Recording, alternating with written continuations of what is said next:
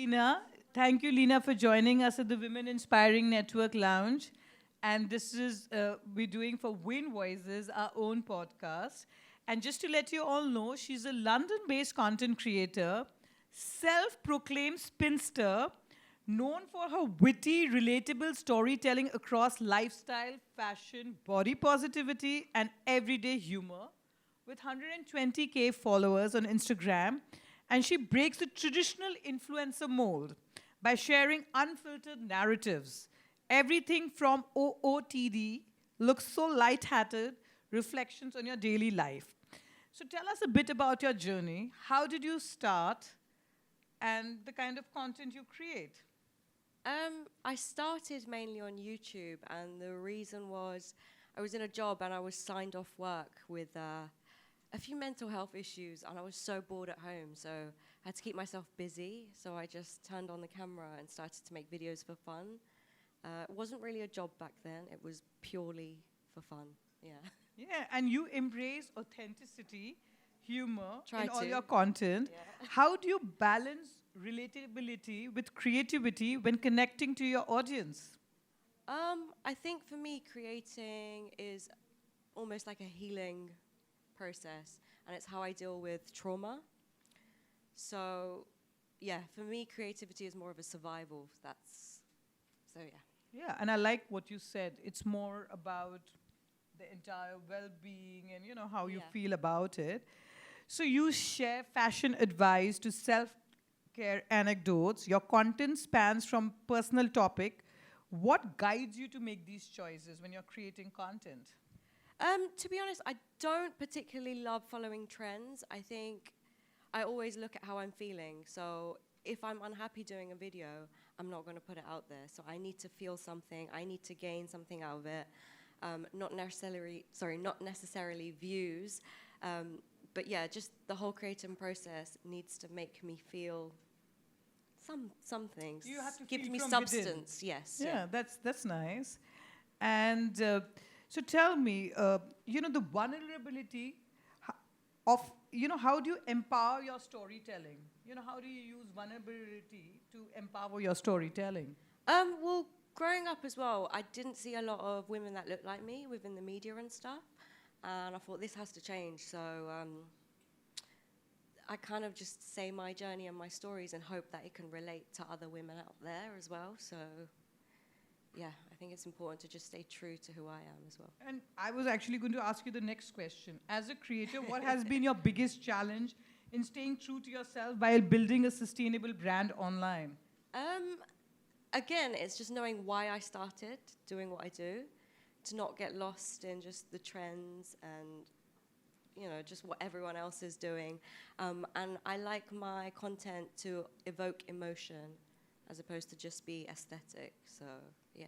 So in India, we have a lot of content creators, and I see everybody. Of course, we don't have TikTok, but on on Instagram and YouTube. So how do you differentiate? And so, because of my communication business, I deal with a lot of content creators. So some have been able to monetize it, and some have not been able to. So what's the trend you see in the London, the UK market? Like how does that work? Or do you think this industry will keep growing and growing more in the future? Because just before, our last panel had Influencer, which is one of the largest influencer marketing company globally. So I just wanted your thoughts on that. Yeah, I do think that it is going to grow, but in order to have some sort of longevity within this industry, you have to have substance. I think people will see past the ads, just the hard sales and stuff. So you kind of have to do it from the heart. Do you know what I mean? So it's not all just about, here's my outfit for today. I do a lot of creative writing as well, which speaks about growing up as a South Asian woman in the West, and just any topics that's on my mind, I will put into creative writing. So yeah, it's just about having a bit more longevity with your content. Okay, sounds very, very nice. And my last question is, what advice would you give to aspiring creators who want to forge their own path outside traditionally what other influencers have been doing. So how can they be very different? I think, again, you just have to be true to yourself and remember why you started doing what you're doing. Otherwise, you kind of get lost in the algorithm and you lose who you are as a person as well. Because you're trying to please the algorithm instead of trying to please your creative outlet that you might have. And are you on Instagram and YouTube both? Instagram, YouTube, and TikTok as well, yeah. And why not Spotify? Spotify. Because that's becoming big on podcasts. Okay, oh, well, that's something to consider then. I've never... So because Win Voices has its own, tomorrow on Spotify Studio, we're doing a whole discussion there, and I just wanted your take, like what are people in London and UK thinking about it? Well, I know there's lots of podcasts on Spotify that people listen to, but I've never personally thought about delving into that myself.